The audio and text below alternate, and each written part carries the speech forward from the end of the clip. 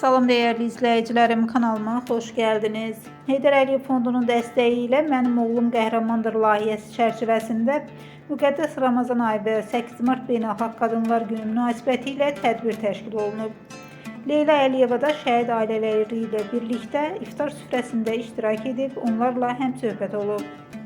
Şəhid ailələrinin adından çıxış edən Azərbaycan milli qəhrəmanı şəhid general-mayor Polad Həşimovun anası Səmayə Həşimova şəhid ailələrinin daim diqqət mərkəzində saxlanıldığını bildirib, qayğı və ehtirama görə minnətdarlığını ifadə edib.